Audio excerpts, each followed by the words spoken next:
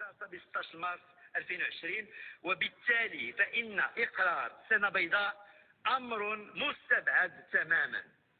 رابعا، التعليم عن بعد لا يمكن بأي حال من الأحوال أن يعوض التعليم الحضوري، لكنه كان الحل الوحيد والأمثل في الظروف الاستثنائية التي نعيشها لضمان الاستمرارية البيداغوجية.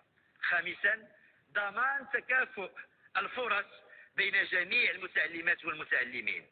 سادسا، مراعاة التفاوتات الحاصلة بين الأسر في مجال تأطير ومواكبة بناتهم وأبنائهم وتوفير الظروف المواتية لمتابعة دراستهم بانتظام.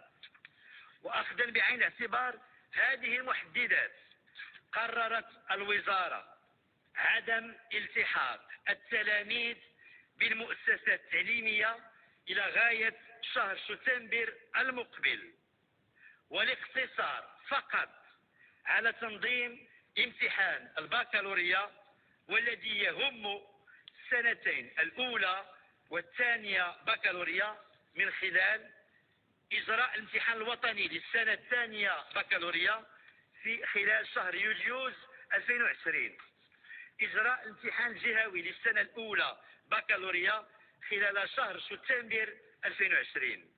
وضمانا لمبدأ تكافؤ الفرص بين جميع المتعلمات والمتعلمين، ستشمل مواضع امتحانات حصريا الدروس التي تم إنجازها حضوريا إلى حدود تاريخ تعليق الدراسة، أي إلى حدود 14 مارس 2020، وبهدف تمكين المترشحات والمترشحين من اجتياز هذه الامتحانات في أحسن الظروف.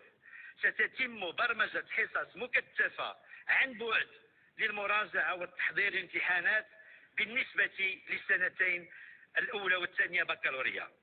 وفي هذا الإطار، وحفاظا على صحة المتعلمات والمتعلمين والأطر التربوية والإدارية والأطر المشرفة على تنظيم هذا الامتحان على وجه الخصوص وكافة المواطنات والمواطنين على وجه العموم، ستعمل الوزارة على تفعيل التدابير التالية: اتخاذ إجراءات الوقائية الضرورية، تعقيم مختلف مرافق المؤسسات التعليمية عدة مرات في اليوم، وتوفير الكمامات الوقائية ومواد تعقيم وأجهزة قياس الحرارة، والعمل على احترام التباعد الاجتماعي والتخفيف من أعداد المترشحين بكل قاعة. ثم اتخاذ إجراءات تنظيمية لازمة من إعداد المواضع وتدبير لمختلف عملية الامتحانات واستعمال لفضاءات شاسعة كبعض المنشآت الرياضية وتدبير لإيواء وإطعام وتنقل التلاميذ. أما بالنسبة لباقي المستويات الدراسية، فسيتم احتساب نقط فروض المراقبة المستمرة المنجزة حضوريا. كما ستعمل الوزارة على مواصلة تفعيل استمرارية البيداغوجية إلى نهاية السنة الدراسية لفائدة هذه المستويات من أجل استكمال المقررات الدراسية وتوفير الدعم التربوي اللازم عبر الحرص على استمرارية عملية التعليم عن بعد، وذلك من خلال مختلف المنصات الرقمية والقنوات التلفزيونية والكراسات التي سيتم توزيعها. وهنا ينبغي التأكيد على أن الموسم الدراسي الحالي لن ينتهي بعد، وأن المحطات المتبقية تكتسي أهمية بالغة في المسار الدراسي للتلميذات والتلاميذ، كونها ستؤثر إيجابا على فرصهم في مواصلة دراستهم مستقبلا في أفضل الظروف.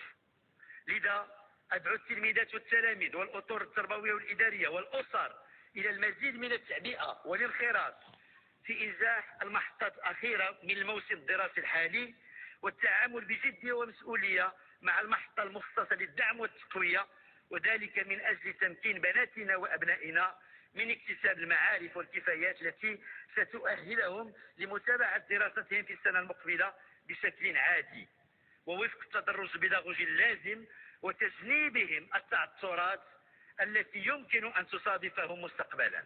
وفي هذا الصدد ستخصص الوزارة كذلك شهر شتنبر المقبل للاستدراك والدعم التربوي الحضوري، سعيا منها لتقوية مكتسباتهم وتمكينهم من متابعة دراستهم في الموسم المقبل في أحسن الظروف.